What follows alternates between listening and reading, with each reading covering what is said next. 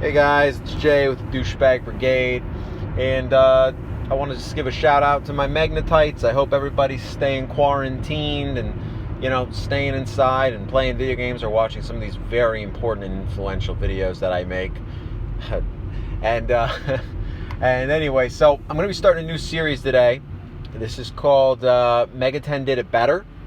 And keep in mind, this isn't going to be about, what SMT game did better than Persona or Persona did better than Soul Hackers, nothing like that. This is going to be about taking different iterations, different game series, and comparing them in their entirety. So what I mean by that is what I think I'm going to do, and I'm going to try to keep it as apples to apples as I can, meaning if it's from a certain era, I'm going to try to keep it that way. So I'm going to use some of the Fire Emblem games from the Super Nintendo, the Super Famicom, like the Teresia 776. Basically, Fire Emblem, I believe it's 3, 4, and 5, to kind of give you an idea of how I think Megaten has done it better. And the game that two games I'm going to utilize are both the Strange Journey, the Devil Survivor games, and Majin Tensei. And the Majin Tensei series. And I'm thinking I'm going to use the Majin Tensei to start here, because Majin Tensei in its entirety is 100% SRPG, whereas you might look at Devil Survivor, an amazing game, but Devil Survivor is maybe being a blend of turn-based and strategy RPG. So initially what I'm looking at here is how great, the Fire Emblem ideas are. They have their different triangle system, which is a fantastic system in its own right. They have, certainly different weapons that utilize different things, critical hits. It's a very interesting game overall. However, my reasoning behind why Majin Tensei did it better is because when you look at the games as a whole, Fire Emblem follows the tried and true, storyline of high fantasy, Middle Ages, kind of medieval style. And I enjoy this. The problem is there were a dime a dozen at the time. Even its biggest rival, when Shining Force, had the same kind of time frame or that high fantasy kind of style.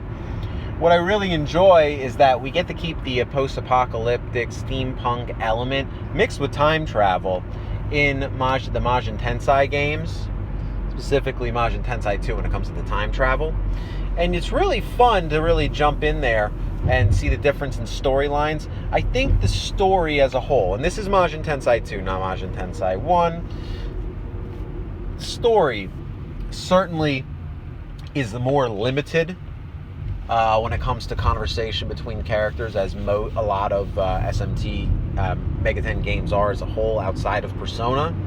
However, I really felt that the story was more fun and endearing as a whole.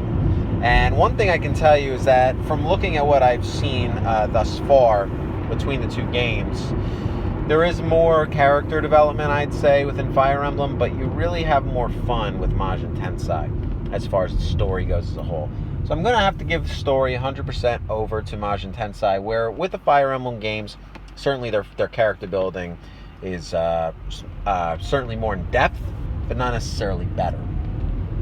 Also, when you come into the gameplay frames, we all know what we're getting when we play a strategy RPG. Grid-based, level design, and things of that nature. However, when it comes to Fire Emblem, it becomes, in a sense, repetitive, as far as there's only really 3 to 4 different weapon options in most of these earlier entries. Whereas in Majin Tensei, you have the ability to showcase multiple different weapons, including allowing your demons to equip weapons and actually battle with those weapons and raise their stats. And I think that this is a really cool thing that they've really never done outside of Majin Tensei and Last Bible, where your demons actually equip items. And I think it's really cool because they really base the design of the character based on what it can equip. And of course, there are some demons that can't equip anything because either they don't have the hands to grab it. They're very, very realistic with what can be done and changed. And I really enjoy it. Now, going a step further, there's more to do with weaknesses and things of that nature. There's multiple demon types, so the weaknesses are a variety as opposed to just 3. Instead of just a triangle system with a few flying and riding variants, this really has a huge change in the amount of variety that can happen. And both games have permadeath, which I love about Fire Emblem, but Majin Tensei has the same. And once you lose that demon, there's no compendium that I was aware of. So it's one of those things where it's gone. When it's gone, it's gone.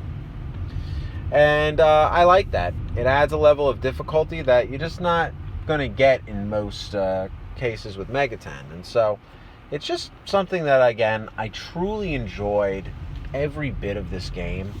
There's not a time where I would say that I felt that the gameplay from a battle standpoint wasn't as good as Fire Emblem.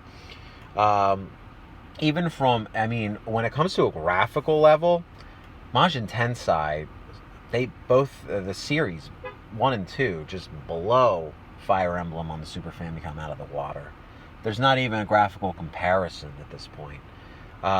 Everything from the overworld to the story maps to the actual, when you enter the battle, the showing of what it shows on your screen.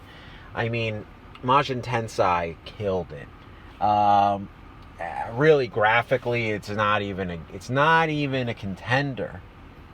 Gameplay wise, as I've stated, there's more to do than just raise the characters' levels, and there's certainly a multitude of different demons. This game can be so different because you are not stuck to a certain character.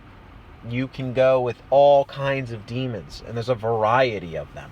So the game is very easy to have different aspects. Not to mention the multiple story paths, the different branching storylines that have actual different maps. There's a lot to see in Majin Tensei that you don't really get in a typical Fire Emblem game, aside of, at least from what I experienced on the NES in the Fire Emblem Gaiden series, which, again, is not something that can compete with Majin Tensei from any actual standpoint. However, at least it gives you some of that flexibility and customizability.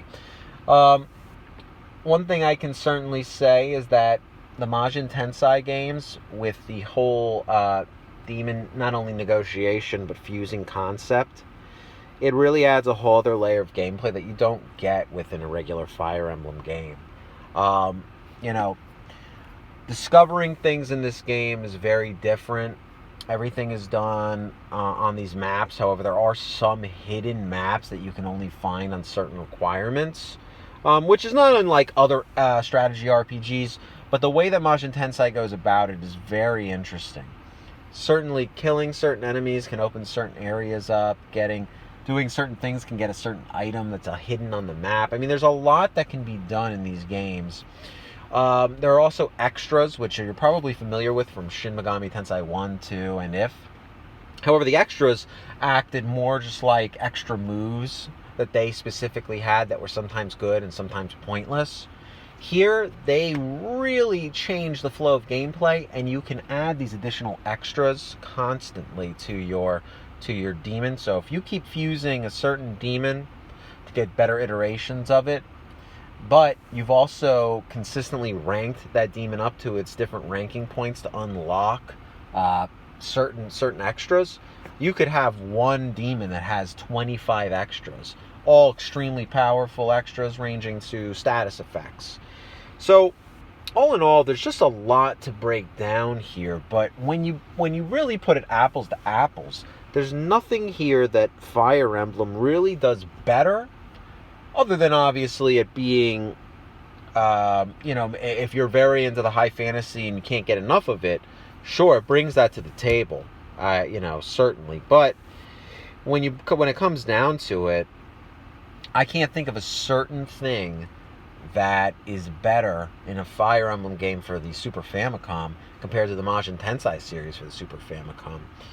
And I am gonna leave out Strange Journey for this, because Strange Journey is completely different from your typical SRPG, and I really wanted to compare games that were not only from the same time period, and same platform, but also both 100% SRPG.